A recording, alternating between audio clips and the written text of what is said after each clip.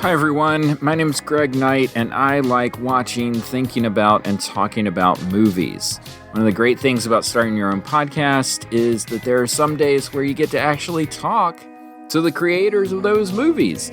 Our series, Under the Stole, is where you can find those conversations. I've had the opportunity to interview award-winning directors, up-and-coming documentarians, and even a legit Abraham Lincoln historian. So if you are curious about the creative spirit and want to learn more about how artists are inspired to make their passion projects, check out Under the Stole right here on the Popping Collars feed.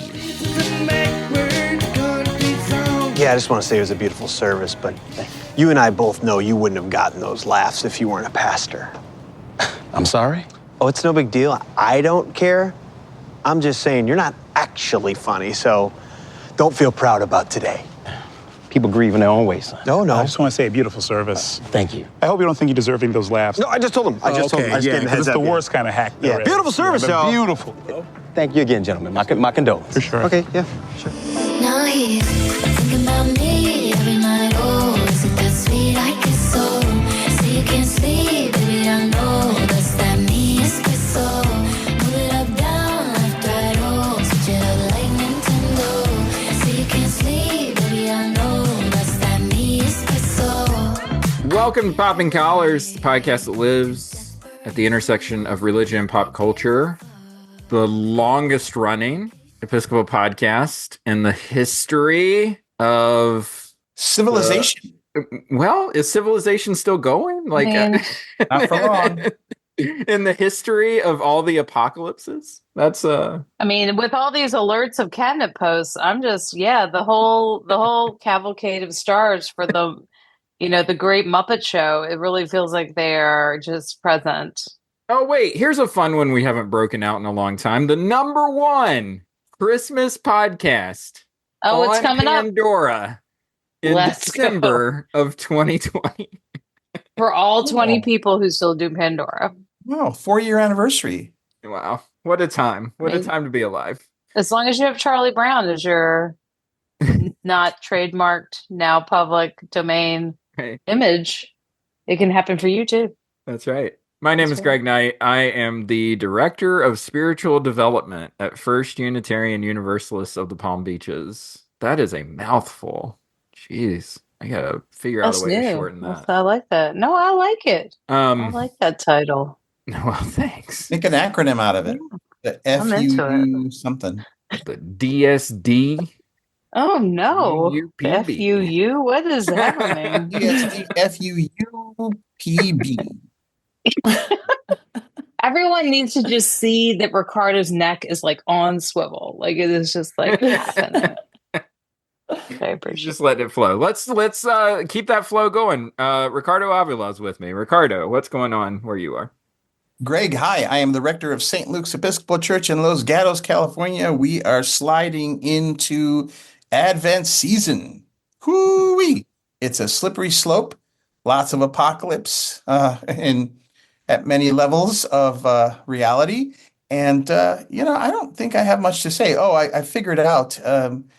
Not to give away, I think we're timeless. We're not supposed to say when we're actually recording this. So, but just to say, I figured out today with my admin that we have 17 service bulletins between now and December 29th to create, which means we have 17 services to actually provide. And I don't know how that's going to happen because that's not a lot of time for 17 services. You get through it, you come out on the other side, you look back and you say, wow, I don't know how it happened, but here we are. Let's have another Mai Tai. So that's what I've got to say. I don't know Mai Tai. Margarita. FYI, on the service leaflet thing, I highly recommend having someone outside of your institution read your service leaflets for edits and stuff, especially if it's a Christmas or Easter service, because then they can tell you whether or not your announcements and stuff make sense. Right? To a newcomer. That's true. Or a visitor. Yeah. Oh, right. That's a hot tip. That's that's a good one. That's a hot tip. And FYI, Mai Tai's underrated. Oh, I don't think I've ever had a Mai Tai. it's a hot tip too. I mean, California, home of the tiki bar. Like you Is can that a go. rum-based cocktail? It's a rum-based cocktail. Okay. Like, I mean, I really do find great joy when, like, I have a colleague here who really appreciates rum cocktails, makes incredible rum cocktails. So when we have traveled together, we have found tiki bars, and I'm like, this is really nice. This is fun. Did you ever go to the Tonga Room in the Fairmont Hotel in San Francisco? I never went. Like, that's the OG. Like, I would Yeah. love to have gone there. I actually don't know if it's still there. It might be. Should we ask Siri? Guys, put it on the list. We're going to do a live podcast from the Tonga Well, Room. Let's do it. I'm gonna be in the Oh my mix God. in March, Ricardo. Come on. Mid-March. So let's go grab Mai Tais Hmm. while I'm out there. We will if it's still open. Because what they Incredible. used to have, I had an after work 40th birthday kind of little gathering. Was it 40th? No, maybe 30th, 35th with my coworkers at the Tonga Room. And they used to have happy hour with these little free snacks and things. And then you get your big drink. And a band would go out on an island and play. And it was like a big water area in the middle. And they'd float around on this little island playing. And then there'd be rainstorms. Wow. Yeah. That's a go. I'll meet you there, Ricardo. Bring your Easter service leaflets, and I'll read them for you while you're. I don't. Yeah, we'll correct them over my ties. That's a good idea. Okay. Who else have I got? Liz Easton. Liz Easton, you're here. Hey, Greg, I am Wow. here. I am the canon to the ordinary of the Diocese of Nebraska. Let's see, gosh, what to tell you. We have many openings in the Diocese of Nebraska. I'd love to talk to you. Let's go. That's true, actually. That's true. We're a fun place to work.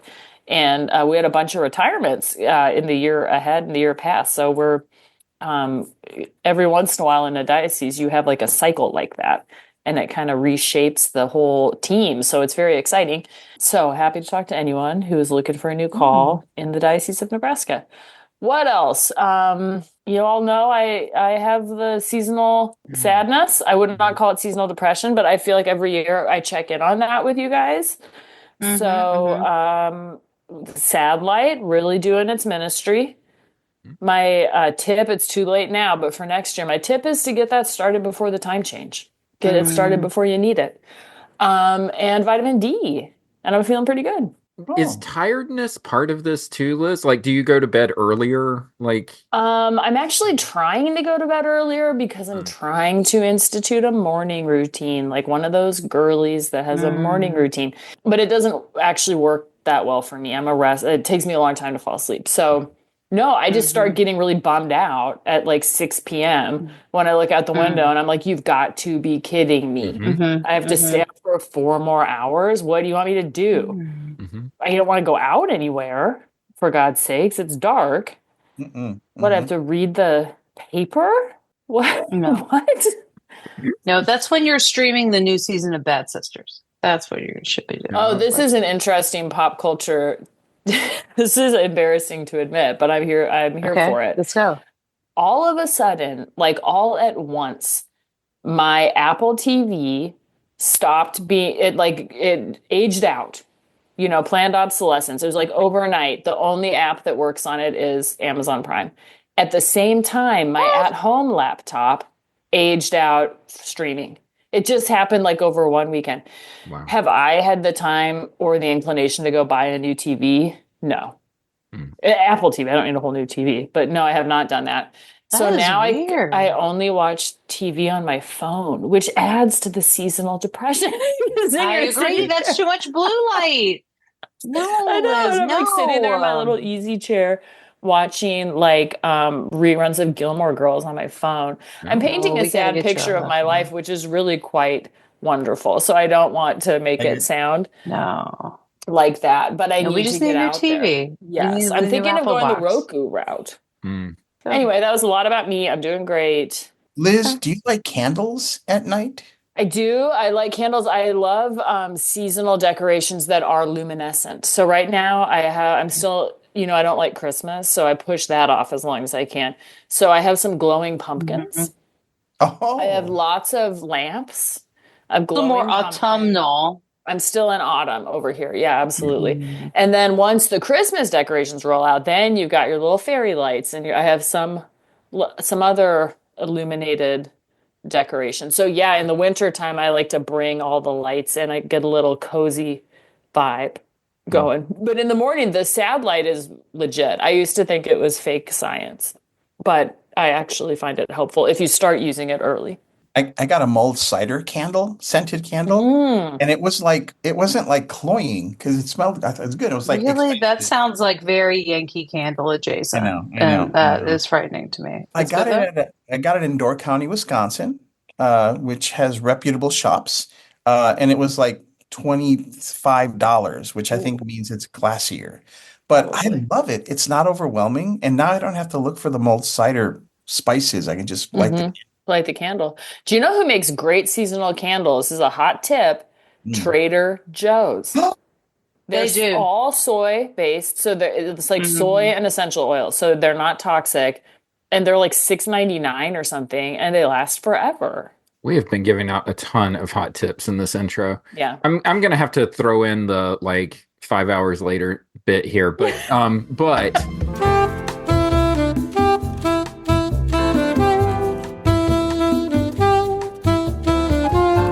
5 hours later.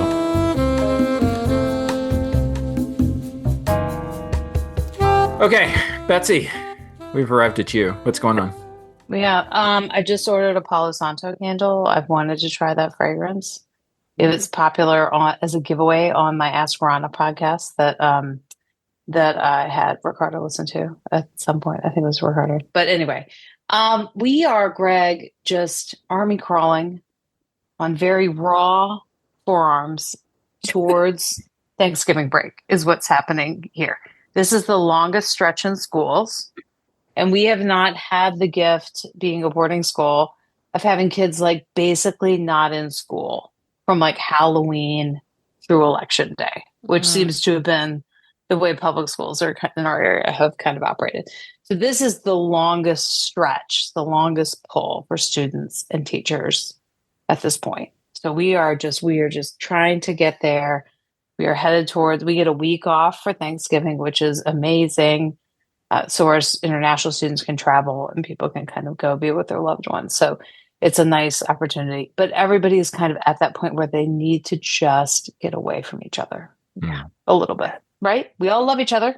Mm-hmm. And it shows. I've gotten like almost 800 submissions for a Thanksgiving chapel. You know, some kids say, hey, consider me for reading. You know, we pick 9 out of almost 800, which is wild. It is one of my favorite things that we do. And so we will come back, and it's only less than 2 weeks of classes because we don't have Monday, and then it's like exams, and then they're out. So Wow. it's just will feel pretty fast on the other side. So we're kind of dealing with the calendar. I turned 50 from the last time we recorded. That's right. So Yay. now, Happy which is so fun. birthday. Greg and I both had our birthdays same day, October 30, babies, Devil's Night.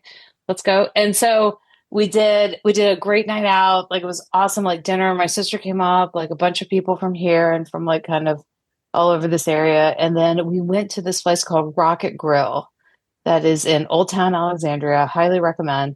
It is a karaoke place, like not like cool like Korean karaoke where you have your own room and your snacks and your bevies with your friends. No, this is old school stage, sea of humanity, and you got to read that room.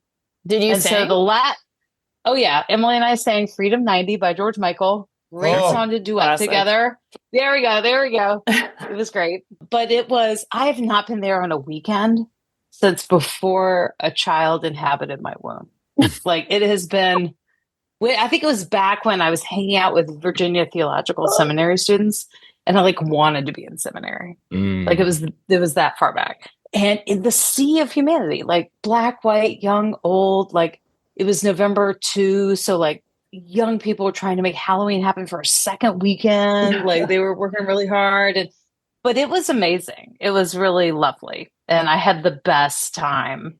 Yeah. And I'm so glad. I'm so thankful to my friends for like encouraging me to like do something and not to just get sucked into the That's so milieu. fun. I love a decade. I love turning a new decade.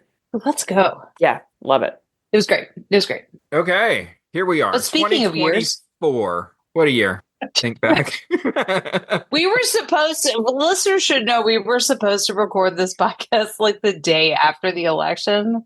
Literally. And we all threw a flag on that play. It was like, no, thank you. There was more to 2024 though than recent election results, Yeah. and that's what we're going to be talking about today. What's something that we discovered in 2024 that made a lasting impression on us? It could be something from this year or something we just discovered this year. Who knows? There's no rules. There's no rules to this podcast. We can talk about whatever we I think want. we've learned that at this point. Yeah. Listen, if you've made it this far into the pod, you don't care what we're talking about. We could be talking about like our medical seasonal depression. Like, come on. It's anything. Okay. Just enjoy the parasocial ride is what I'm saying. We're into it. We're into it. Okay. Ricardo is going to kick us off. Oh, Oh, the gosh. bag. I don't understand why you do this, but you know what? I'm happy. I'm here with it. I'm what is it? I'm here for it. Is that how you say it? That's how the kids say it. That is how you say it. That's how you say I'm it. here for it. It's been a minute. Is that over? Bet. No. It can still be a minute. It's That's been a fine. minute. But that actually means it's been a long time. No. Yeah. Right? Yeah. So a couple of things. First of all, I want to say that not on purpose, but I've been sort of catching myself, looking at myself in case you do those little video excerpts and finding little ways that my face goes that I kind of like. So I'm going to try to hold those. Can I tell you real quick, Ricardo? You're my mom's favorite character on our show. Like you're my mom's favorite person on the show. And ever since we've started doing reels, like every time I call her on Sunday, she's like, Ricardo was so funny on your reel today. Oh, that's just who he is. It's just who he is. Listen, you got that white woman market. They're here for you. Tell her hello from me. So here's the face. Wait, let's see if I can do it again. It's like, Oh my god, what was that flex with the That's a lot of eyebrows? Riz. That's what the kids call Riz. That's a lot of Riz right there. No, that's W. Stop. That's W. Okay, put it away. Okay, Look, Bruce okay, all Willis. right. That is too much. You're all getting turned on. That's too much. I'm uncomfortable. It's adorable. Okay, It's adorable. No, I As love it. opposed Good to job. like double chin Ricardo. Stop. I mean, live in the world. Okay, my pick will be quick because I've gone off script a bit, which all of you have done in the past, and I've played by the rules, so no more. Okay, sure. All right, continue. Always a rule player over here. He's So going to say, I have three things. I don't have Right. three things. I have an idea. I have a concept more than a thing. Oh, I So love it. it's the first thing that came to mind when we were talking about, so what's your favorite thing of 2024? And it just came to my mind. It's pretty obvious, but I don't know how to describe it. Basically, this year, more than any other year that I can remember, I have read a really, for me, wide variety of kinds of books and just love them. And so my top pick for 2024 is the gratitude at having such an abundance of different kinds of literature at our disposal. It's so great. So what I do is when I've read a book, I put it in my little, I'm gonna share my screen. Listeners, you can't see this, and so you can't laugh the way my co-hosts probably will in a moment. But I have this list. Wow. And what I do is once I finished a book, I put it in alphabetically by author, like Kaveh Akbar. Mhm. A is for audiobook and the year that I read it, right? And if there's no A, then I actually read it as a book. And so I get them all in there. And then when I want to do a search, I type 2024 up in my little search bar and I can see all the books I've read so far. And after every book, I type it in when I finished it. And then I go through all the 2024 books to try to remember them. Because I'm up to like 52 books now. Oh, man, you're way ahead of me. Yeah, well, I do audiobook and I commute 90 minutes a day. Yeah. So, What's the highlighting in your list here? well, those are the ones I'm going to briefly reference in this little pick. Oh, I'm talking about. love. It just occurred to me, and there's so many, I think it helps, and I think we all have this. It helps to go through life with a sense of curiosity about, about the world. And not everybody has that, which is, maybe a revelation to some, but not everybody has that. So I love the breadth of books I've read. And yeah, I didn't read a lot of way out there stuff. But so, for example, we were in East Anglia, a part of England that's like where Norwich is, kind of on the east side of England. And we were at a gift store for a cathedral in Bury St. Edmunds, and we took a little tour, and the woman said, "You must read Suffolk Summer by John Appleby. It's all about this area." And I did. We both did. And it was just a sweet little book about this guy who was in World War II, American soldier, stationed there. And he had all this free time because they posted him somewhere where his special gifts for what he could do, like whatever his expertise wasn't needed there. So he bicycled around the countryside to all these churches and did brass rubbings. And it's just about all the friends he made and the brass rubbings he did and the people he met. And it's this, it's a little whiff of a book, 150 pages, but it was just it was like you were in his world. The war was winding down. People were friendly, there were rations. And so Suffolk Summer really took me to 1944 east side of England. On the other hand, Jonathan Blitzer, Everyone Who Is Gone Is Here, The United States, Central America, and the Making of a Crisis, was intense. And it was about basically a history of Central America, Honduras, Guatemala, and El Salvador, and their particular unique horrors that brought in specific waves in the 80s and 90s of immigrants to the U.S. And it was depressing as hell, but it was just so complete and amazing that I was riveted. I had to kind of step away for like a week at a time or a few days at a time. But to go from those two things and, all kinds of... So Wilkie Collins, The Woman in White, 19th century literature. He was a friend of Dickens. Got to bring Dickens in. And it's a mystery. It's considered like one of the first mystery novels. And a biography of Elaine May, Nichols and May, Mike Nichols and Elaine May of the committee team. I just finished that. Miss May Does Not Exist. The Life and Work of Elaine May, Hollywood's Hidden Genius by Carrie Corrigan. And it was just, you immerse yourself in these worlds. And I guess that's kind of my pick. My pick is the gratitude at, especially when things are kind of not so great in real life, to be able to immerse yourself in other worlds and really just go away and learn things and be different people. Percival Everett's James was a favorite this year. The Women by Kristen Hanna. A parishioner has turned me on to this author, and this book was great. All right, unanimous number one is James by Percival Everett. This is a retelling of the adventures of Huck Finn. And in retelling the story, Percival Everett creates a new classic. At least we think so. So this is told from the perspective of Jim, and he learns that he's being sold and he's going to be separated from his wife and his daughter. And so he runs away and he encounters another runaway who's Huck Finn, and they adventure down the Mississippi together. Okay. It's just great. All right, you recommended a second book, which was when you came on for Women's History Month. You liked it. Yes, it's The Women by Kristen Hanna. I love everything about this book. It is such a wonderful historical fiction novel. No one does historical fiction like Kristen Hanna. So I just love and honor this stuff. Miranda July, All Fours was a little intense for me. And then I had a Stephen King year, 5 novels of his. Wow. I reread The Dead Zone, which is fabulous and really speaks a lot to this year's election, if I may say. But his latest is stories called You Like It Darker. And there are 3 long stories, they're like novellas, that I just was riveted. And it was just, it was so good. So this is what I have to say. North Woods by Daniel Mason, The Heaven and Earth Grocery Store by James McBride.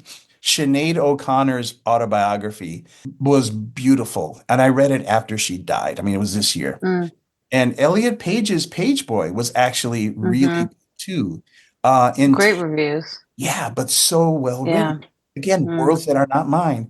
And I'm going to be in Paris next year for a month on sabbatical. And this author, Ruth Reichel, it's fiction. It's kind of bubbly and frothy. called The Paris Novel, but it was so fun. The main character, she lives in Shakespeare and Company. She like bunks there for a while, and all the people she meets.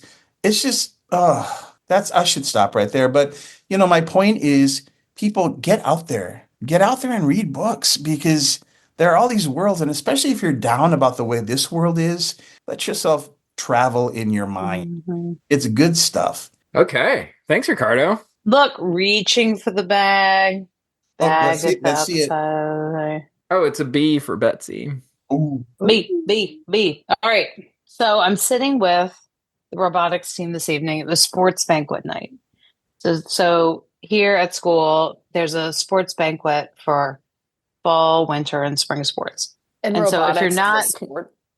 it is not, we are not included in the sports banquet, and we're fine with that. We're fine with that. We just had a big competition this weekend. We were there all day. It was amazing.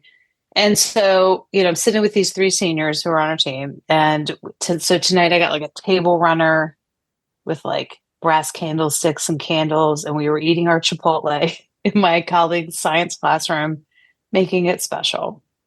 And so I said, hey, I've got to do this 2024 Best of 2024 podcast. So I love with students kind of saying, this is what I'm doing. Like, what do you think? And so we started talking about the year, and they agreed, and I agreed that kind of where I needed to go. And that is Paris Olympics 2024.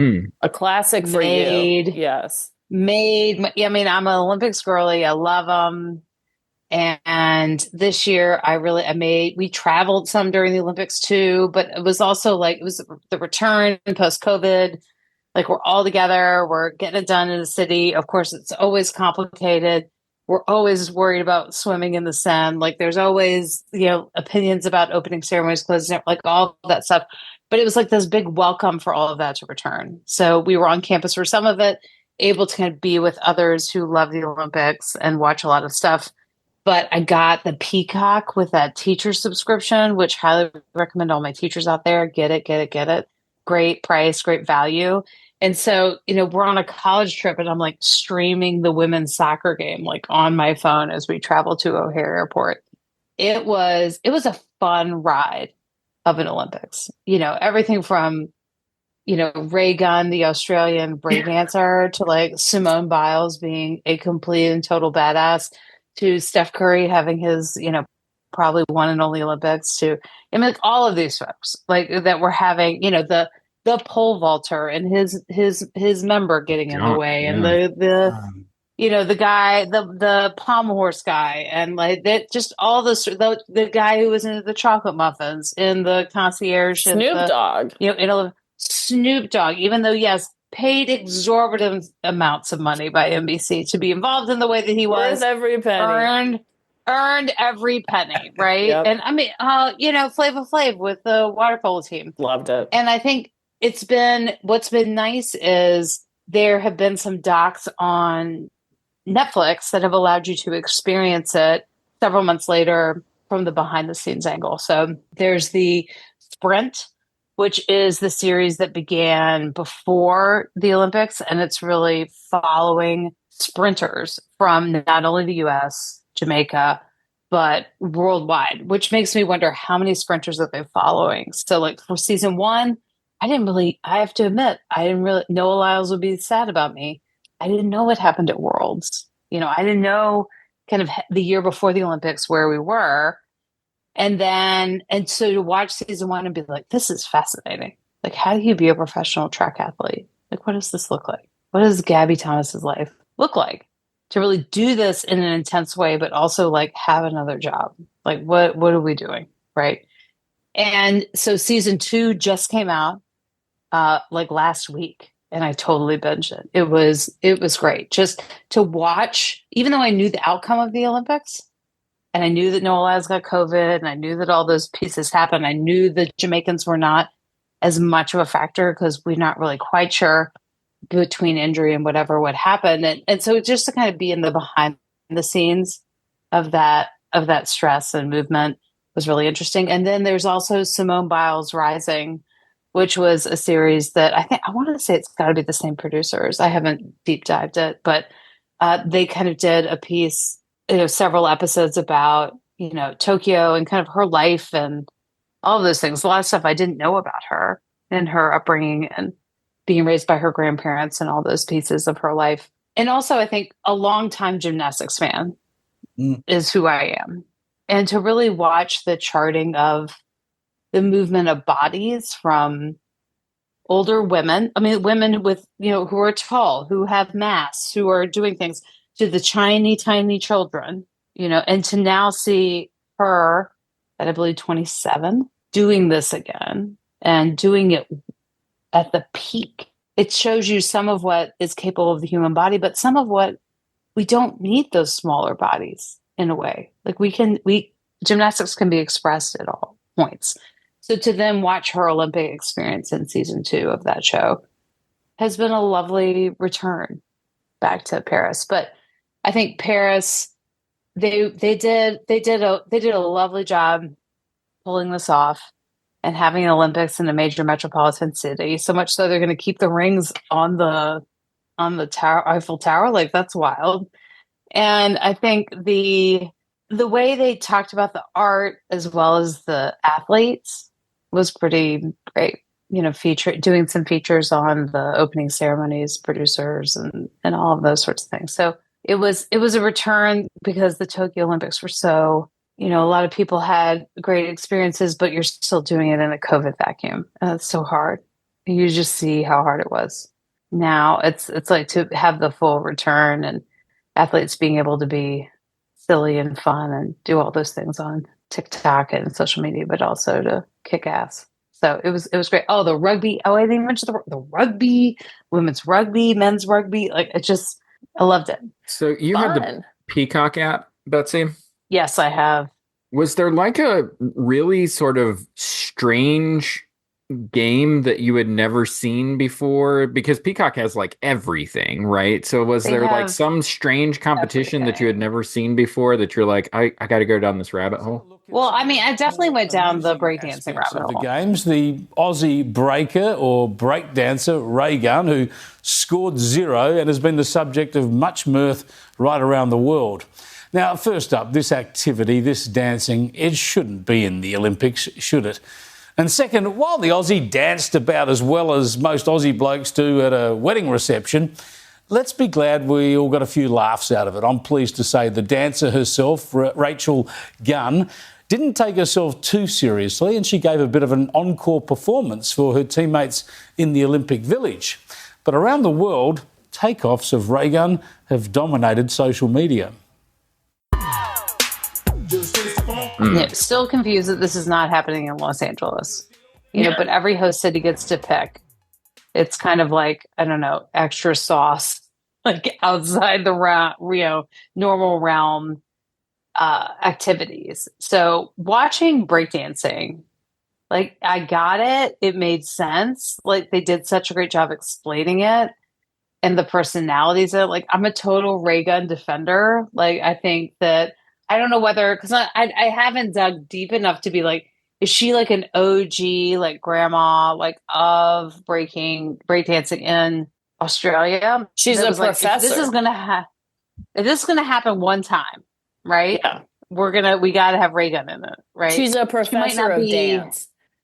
Yes. She might not be at the top of her form, but but like, I'm understanding why she's hopping around, because all these other people are doing things that are part of their culture. Like, they're trying to throw in things that are like indigenous to their country and whatever. Anyway, one of the most popular pop culture Halloween costumes, evidently, was Ray Gunn this year. Mm-hmm. Mm-hmm. Wow, Mm-hmm. I am so out of it. I know. I don't know. Oh, look it up, Ricardo. It's worth, Ray Gunn is worth seeing, and you can go down a real social media rabbit hole and sports rabbit hole about like what she was doing. What was she doing? Was it performance art? Was it? It wasn't breakdancing. Mm-hmm. So like, what was it? But I will say the rugby sevens, though, Greg. Like, I left those experiences being like, where is this playing in my neighborhood? And the answer is it is not, which is sad. It's fast, it's fun, but like I'm not seeing a lot of rugby sevens, like that shorter, tighter game every 4 years for whatever reason, and I don't think it's me that's finding it. I think it's seeking me out. Is not professional, competitive walking on the Olympics. Always, wherever I am in my Olympics watching, somehow the walking competition always makes its way to me. And I think to myself, every time I see it, I could do that. I could be a competitive walker. Listen, it is the Bob Ross. It's the Bob Ross of sports. Like, you watch enough Bob Ross paintings, you're like, I could do that. We had a priest in our diocese, he's since retired, who was a competitive race walker, and he competed in the Senior Olympics. And every time we had like a clergy retreat early in the morning, he'd be practicing his race walking. It is wild. I don't know. It's like, I don't know how people's hips sustain it. It's all in the hips. Yeah. Yeah. And, that's what I'm going to say. Yeah. Ooh, Greg, baby, you do not it looks like it hurts. I don't think you have I could do it. the flex. You got a core flexibility. strength. Greg, I'm worried for you. I could do it. Are you you're making this I'm up. gonna start. I'm gonna here. The journey to LA starts now. I'm gonna get into competitive race walking is a real thing, Ricardo. It's in the Olympics too? Yeah. Oh, for years. Yeah. Years. I will say Ruby was fascinated by the steeplechase with the people. Mm-hmm. So doing horse things, but in the stadium. Yeah. Like, you're jumping over something and then you're running through a water thing. Yeah. And we all just couldn't get past running and having wet shoes and wet socks. But you wear special shoes that really move the moisture out. You know, Bruce Springsteen's kid is down here in Wellington, where they have all the horses, like out west of West Palm. Okay, I'm not talking about horses. I'm talking about people. Well, she does dressage. She does Yeah, she's an Olympian. But I'm talking about people who go. Oh, you're talking about people steeplechase. I'm talking about when they're on the track and they're running through water and they're going over barriers. Gotcha. It's Steeplechase? people. It's steeplechase, but with I want it to be called horses. people chase. Make it called people chase. That's called muddy, Please me. right? Isn't that tough mudder? Okay, no, that is Greg. It is not called. I think it's still called a steeplechase, even with people. No. I have to call timeout. You are not going to get away with all of that. And you're going to listen to me for a few minutes. First of all, there is steeplechase without horses. Yes. And it's an Olympic event. Yes. Yes. That's made up. Okay. Secondly, there's competitive walking, and it's an Olympic event. Yeah. That's made up. Yeah. And breakdancing.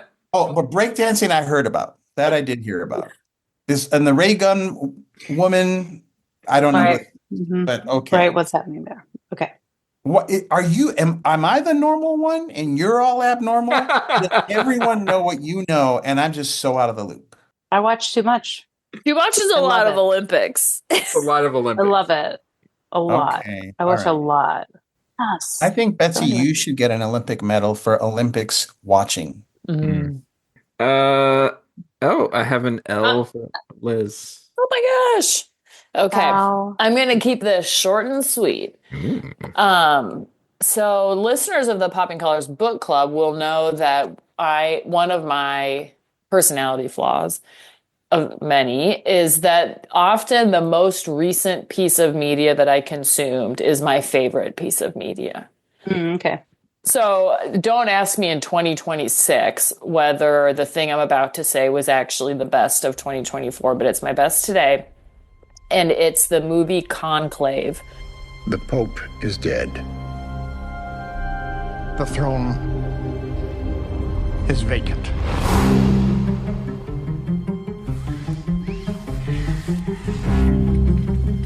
What happened?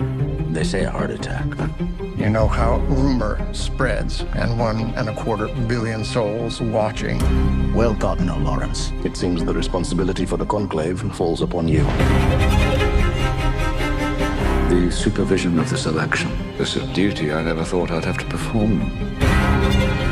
They are sequestered, and they must be shielded from all news that may influence their judgment. You understand? No sane man would want the papacy. The men who are dangerous are the ones who do want it. That sounds ominous.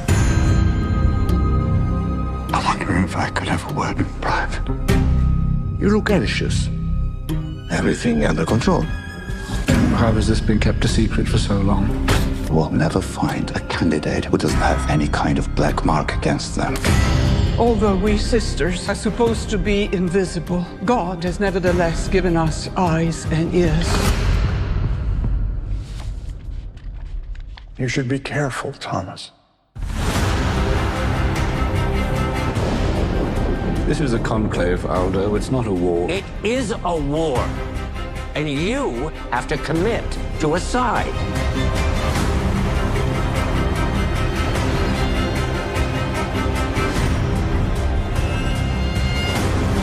There is one sin which I have come to fear above all others. Certainty. If there was only certainty and no doubt, there would be no mystery.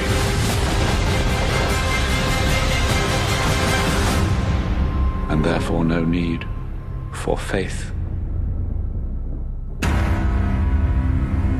Has anybody seen it? I haven't seen it yet. I haven't seen it. So I have been spoiled on it. Okay, well, I will not do any spoilers. Don't tell me anything. No, I won't do any spoilers.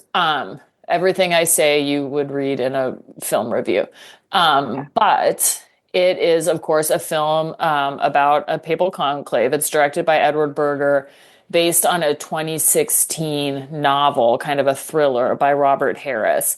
And the premise is essentially that the Pope dies rather unexpectedly, and a bunch of kind of the inner circle clergy come to his bedside. And right away we meet a cardinal named Thomas Lawrence, who's played beautifully by Ralph Fiennes. I mean, like all of the acting is phenomenal. Is it Ralph or is it Rafe? Can we? Rafe. Is it? Rafe. What is it? Rafe? Okay. Rafe. Rafe. Okay. I'm just. Thank you. Yeah. Thank you very much. And I want you. I know you would want that to be. I would want that. I appreciate that. He is the dean of the College of Cardinals. And so he is tasked with running the conclave, essentially, getting all of these cardinals from all around the world to come to Vatican City to be sequestered and to elect their next pope. He is a man of he's going through a kind of a faith crisis. And in fact, he had asked the Pope who may have known that he had been dying and just didn't tell anybody, that he wanted like a break, like a sabbatical. He was having trouble praying and he needed a break. And apparently what the Pope told him, and I just love this. I don't even know if I believe it, but I love it. The Pope told him, some are chosen to be shepherds, others are chosen to manage the farm. And this Cardinal Lawrence, his call was to manage the farm, and which in this case meant managing this fairly complex election of the next pope. So essentially all these cardinals show up in Rome. They're sequestered. There's tension. There's a few guys who sort of emerge as like they might be the next pope. And there's this real tension and conflict between more traditionalist, conservative clerics and more progressive liberal ones. And there are terrific performances by Stanley Tucci and John Lithgow and other actors. And it's essentially like kind of an intrigue movie. It's a workplace drama in this very particular way. If you are into church stuff, it's beautiful to watch. It's probably one of the even I'm not a Catholic, but like you guys know, like you pick stuff up. Unlike most church films, it's incredibly accurate in terms of like vesture, language. Even I felt theology. So essentially, like there's infighting, there's politicking, there's ego, there's humility, there's tension among those things. And I guess what I want to say as a church person is, as I was sitting in the theater, I watched it at like a little independent theater in my neighborhood. I wondered, I wonder who here is a church person. They don't do any explaining. There's a lot of like really insider church stuff that I was grateful to know about. But a lot of the reviews that I've read is people saying like this just exposes the shallowness and infighting of the Catholic Church and all this stuff. Like, yes, there is some kind of titillating stuff, but mostly I found it to be like this really accurate portrayal of church leaders, probably all of whom think that they're doing the right thing. Some are not. There's this tension right away of people saying, oh, who would ever want this job? Like, if I have to put myself forward, I will. But like, who would ever want? You know what I mean? They're the ones campaigning the most. Yeah, it just all felt really familiar. It just felt really familiar, and people, a lot of them kind of refusing to campaign or campaigning reluctantly, and then at a couple of points along the way, this real moral clarity breaking through in unexpected times and places. There's they've made a big deal about a surprise ending, which to me just wasn't that big of a deal. I could take it or leave it. I didn't really care. It was everything up to that place. I just could have lived in that movie. And I think for me, if I'm being perfectly honest, coming out of the presiding bishop's election, which was very different, right. It was very different, but there was a lot of similarity. Mm-hmm. And so it was a little triggering for me in some ways.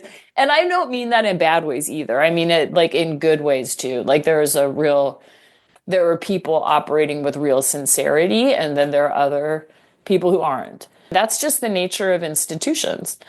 So to me, I just saw people saying like, Catholics should be appalled and should protest this and blah, blah, blah. And I just thought, no, it's like, this is an incredibly humanizing look at, this thing that is at the end of the day just people, trying to do their best.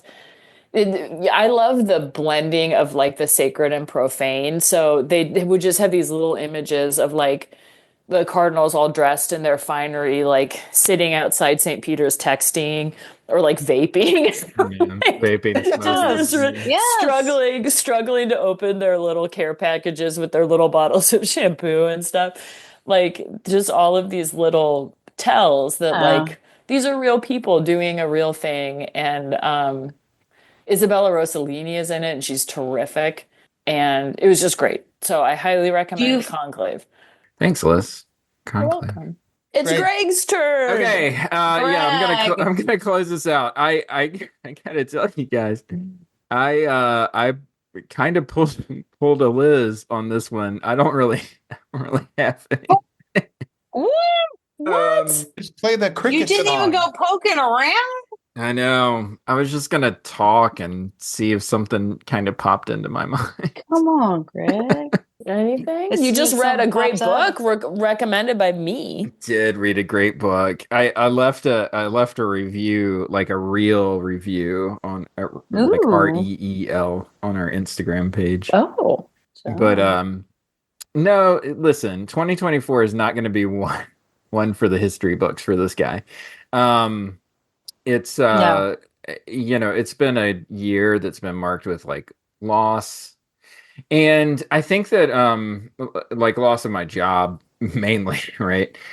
And I think that that's something it's something that I haven't experienced before, but it's also something that I wasn't really prepared for what the fallout from that was, which is like real grief about the relationships that are formed and the work that's done, and sort of having to trust that like all of that kind of moves on. But like what you don't really realize is that like that longing that you have, it's still there. Like it's still a part of you. It's still like a a motivator for so much. And so you can't just sort of turn off those feelings really.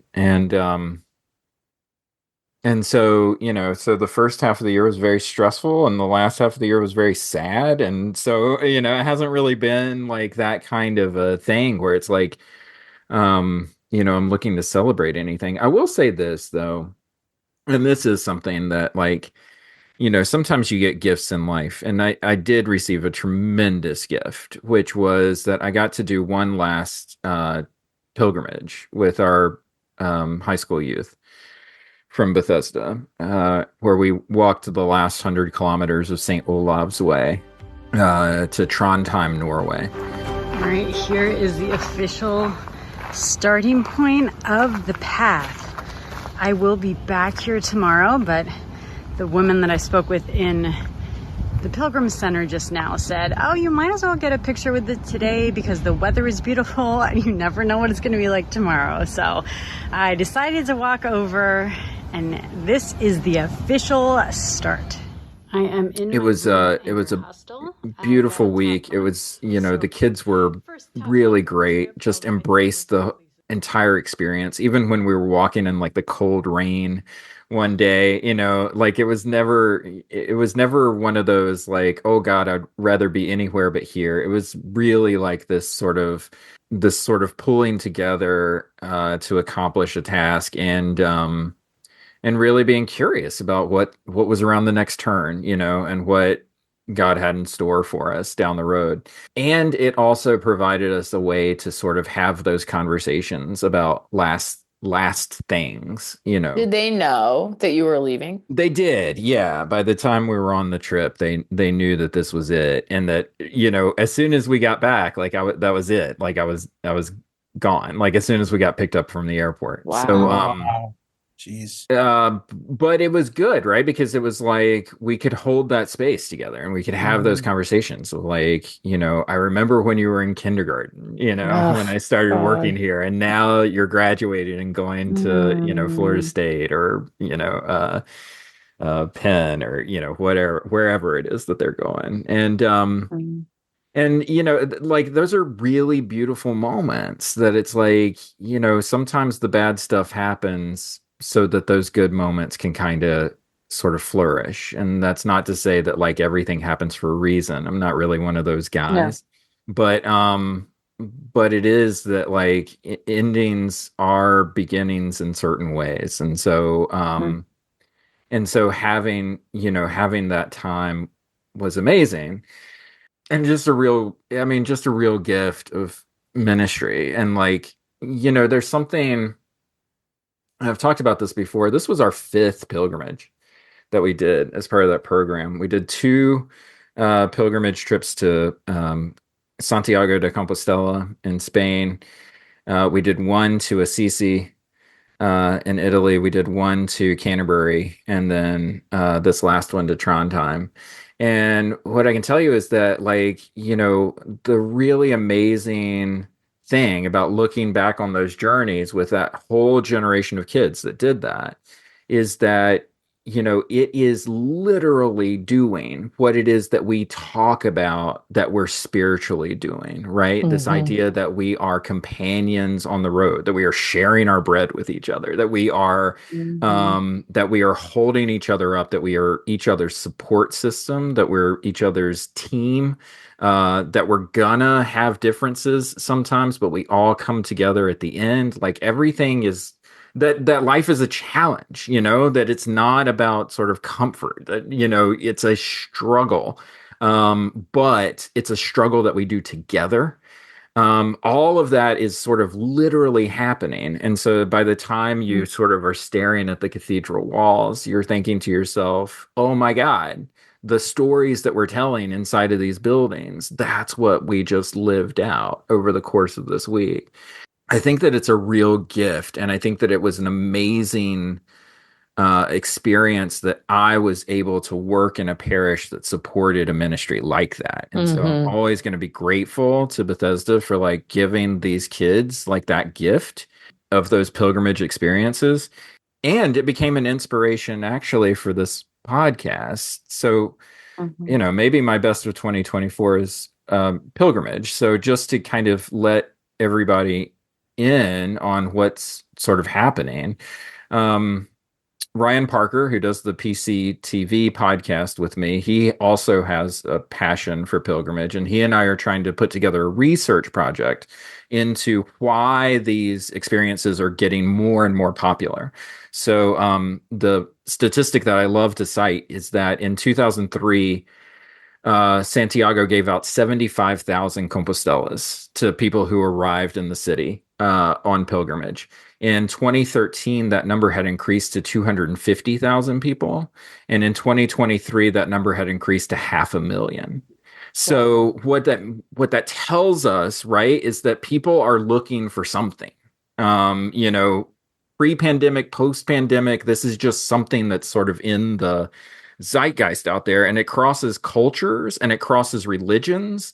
And so we're trying to sort of figure out what it is that's driving people to do this. And then also from the other side, how is this sustainable for these countries that have these pilgrim trails? How do they take care of people on the way? How do they feed them? How do they house them? What is it like to have 500,000 travelers walking through your little rural farm town in Spain or Norway or Japan, right?